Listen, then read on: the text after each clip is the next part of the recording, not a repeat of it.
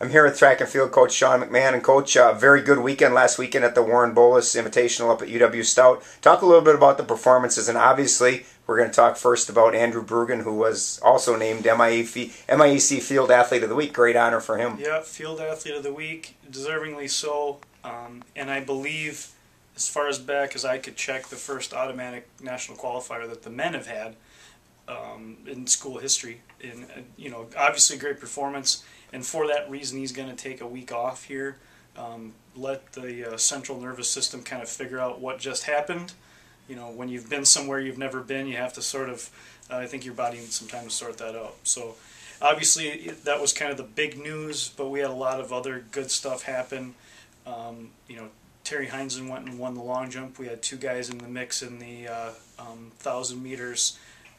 We had Danielle Miller in the 3,000. I guess it doesn't all come to mind right now, but we had, across the board, again, really happy with how my kids competed and how they prepared. Talk about where you're at right now. Obviously, it's really early in the season, but the season goes really quickly. Mm-hmm. Are the athletes about where you expect them to be at this time of year? I think so.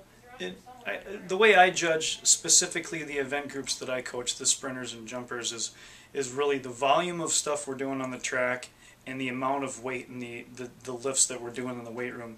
And we're kind of transitioning from the last 2 weeks from that sort of general preparation into a point of peak strength, and now very soon we're going to cut the workload back so that their legs are fresher and that they're able to achieve those goal times. So in that way, I feel really good about it. I think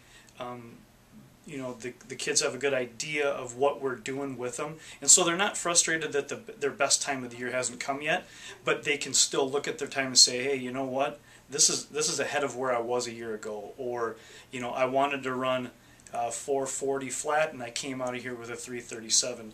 And I think executing goals, going in with a plan and making it work week in, week out, doesn't always result in your best time of your life, best distance of your life, or whatever, but it shows your improvement, and I think we're pretty close. And obviously you're back in action this weekend, traveling up to UW Superior for the border battle. Talk a little bit about this meet and what you're looking from this meet. This meet offers us a chance to really load up relays. We're getting away from individual times, so we're I think sacrificing some individual 800 open times to load up in a 4x800 meter relay for the men.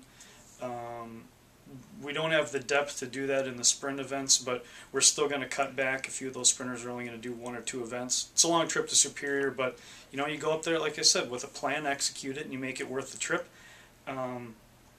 It's a good meet. It's kind of evolved slowly. This is our 3rd year up there, and we've added St. Norbert's and Hamlin to the mix for sure. So we've got 3 schools from Wisconsin: Stout, Superior, and St. Norbert's, and then the Minnesota schools. In the border battle are us, Scholastica, and Hamlin. Sounds good. Saturday all day long up at UW Superior. Good luck. Thanks.